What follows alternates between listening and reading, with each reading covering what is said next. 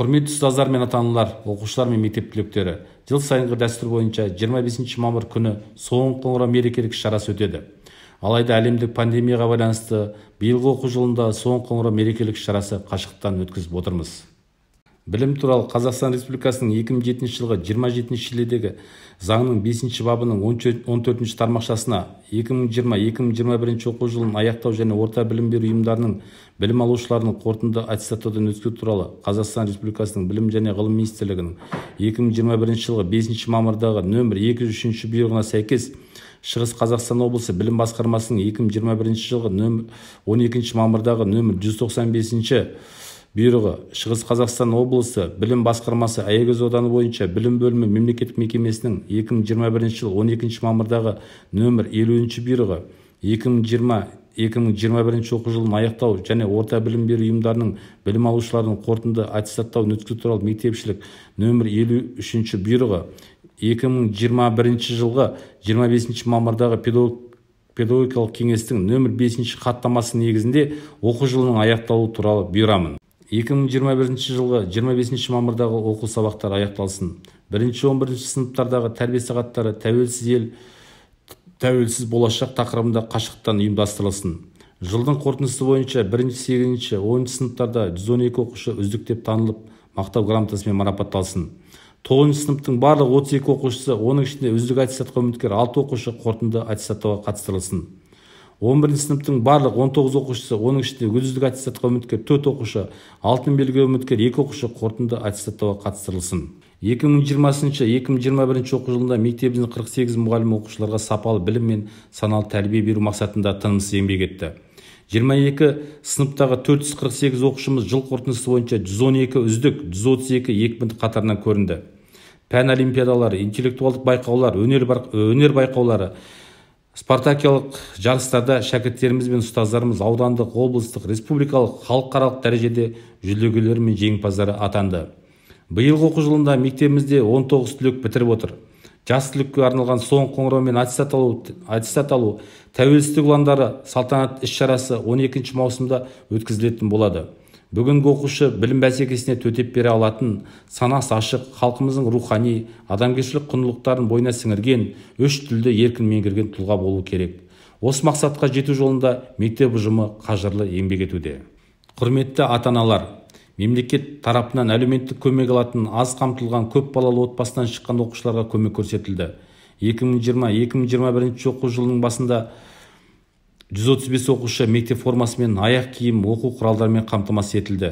Қайырымдылық акциясында мектебіміздің көп балалы әлеуметтік көмек алатын отбасыларға азық-түлік пен жүректен жүрек акциясы аясында мектебіміздің 14 оқушысы киім-кешек жағынан көмек көрсетілді. Демеушілік көрсеткен барлық ата-аналар мен мектеп ұстаздарына алғысымыз шексіз. Білім саласында болып жатқан жаһандану үрдісіне сіздердің қатысуларыңыз ерекше маңыздылыққа ие болып тұр. Оқушыларға сапалы білім, саналы тәрбие беруде сіздердің қолдауларыңыз, әрдайым назарларыңыз, оқу тәрбие үрдісіне қатысуларыңыз маңызды шарт. Мына білім бәсекесі заманында бірлескен еңбегіміз балаларымыздың білім шыңына жетелесін. Баршаңызды соңғы қоңырау мерекесімен құттықтаймын.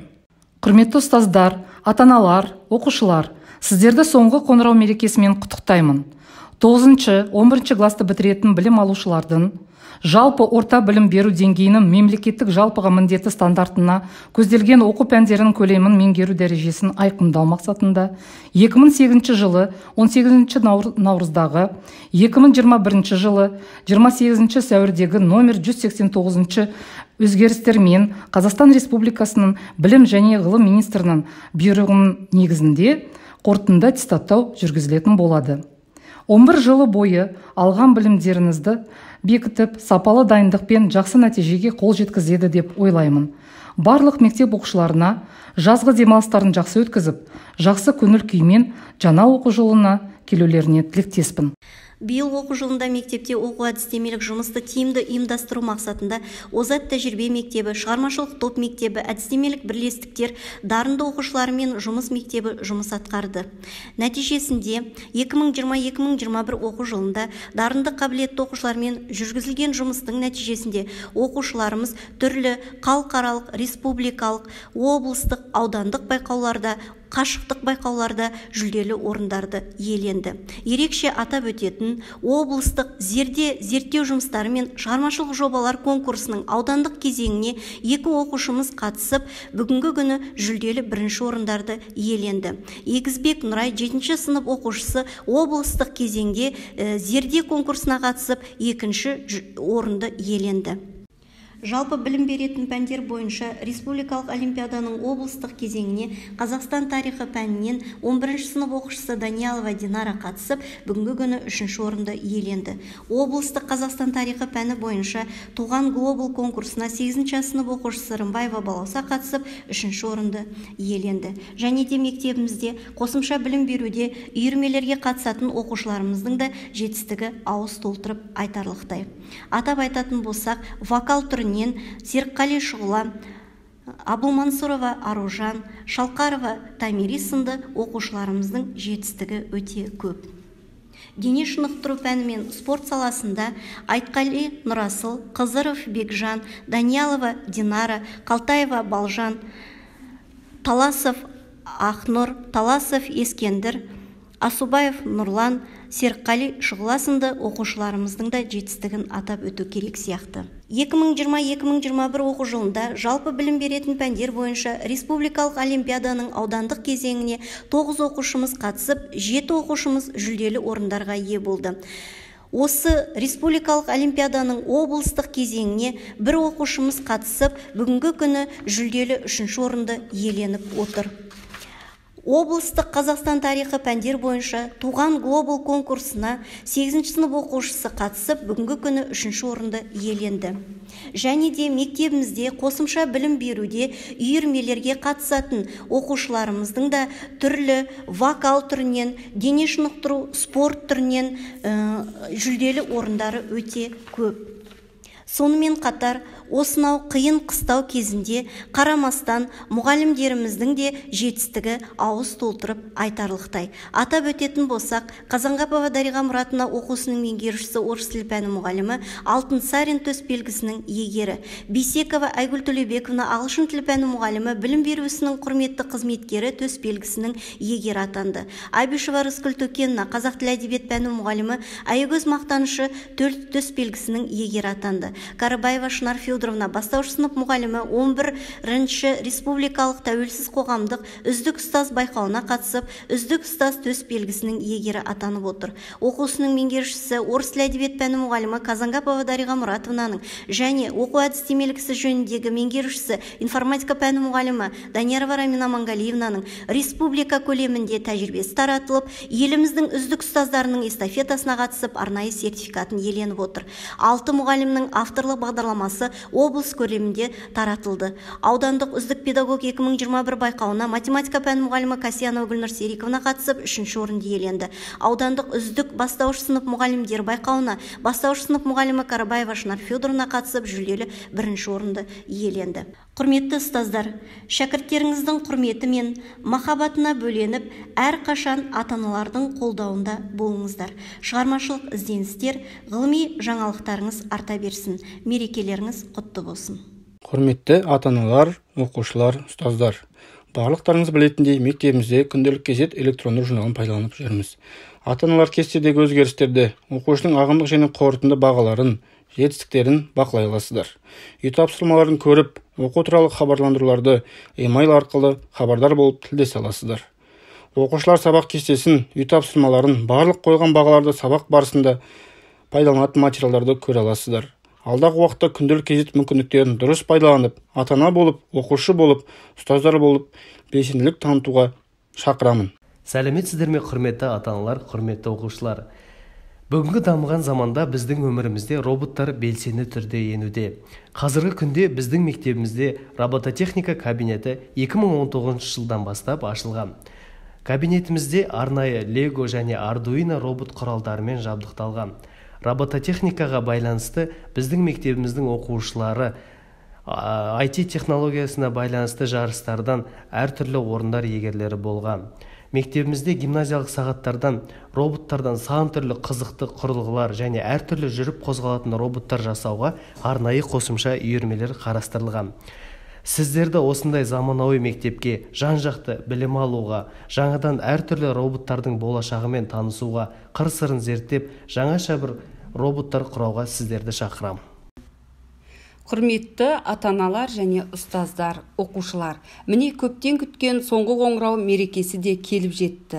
Тәрбиесіз берген білім адамзаттың қас жауы деп әлемнің екінші ұстазы Әбу Насыр әл-Фараби бабамыз айтқандай, болашаққа бағдар рухани жаңғыру аясында баланың бас ұстазы ата-ана сіздермен бірлесіп ұлттық құндылықтарды бойына сіңірген заманауи талаптарға бейім, білімді де өнегелі ұрпақ тәрбиелеу сіздер мен біздің басты мақсатымыз. Сондықтан қазіргі жаһандану заманында еліміздің бәсекеге қабілеттілігін арттыратын тұлға тәрбиелеу басты міндетіміз екендігін естен шығармағанымыз абзал. Мерекелеріңіз құтты болсын. Қайырлы күн, оқушылар, ата-аналар.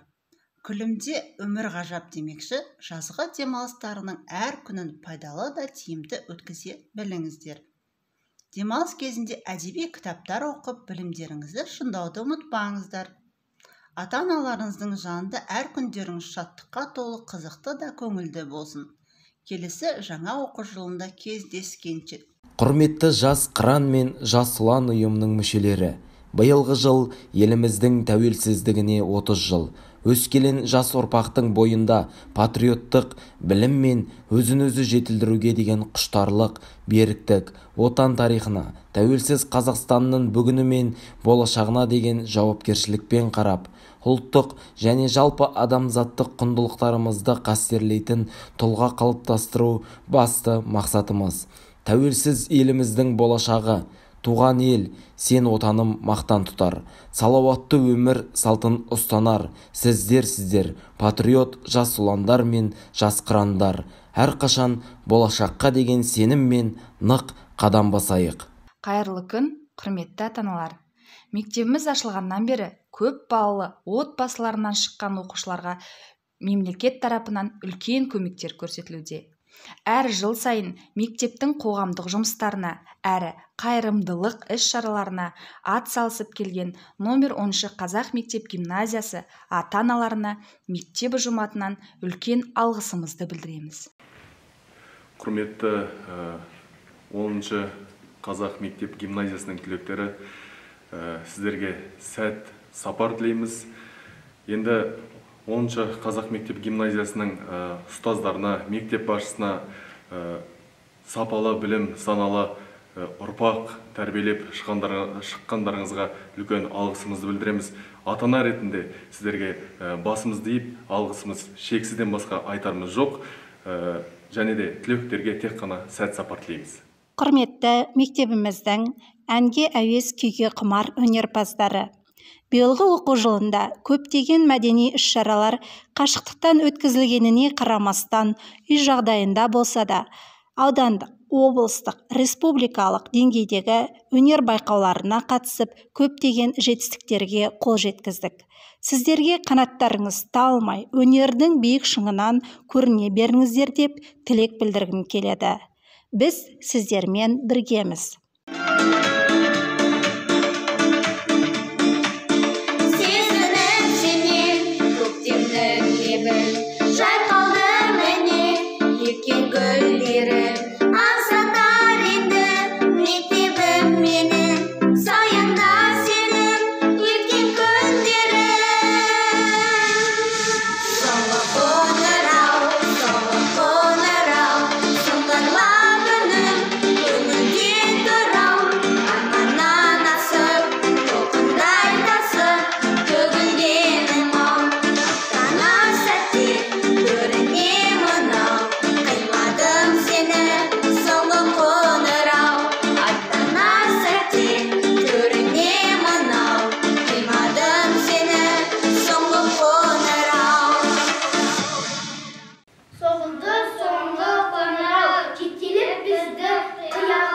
Жылдарды тастап біз енді сағында ескен саналы, достармен бірге жүгірген мектебім қалып барады.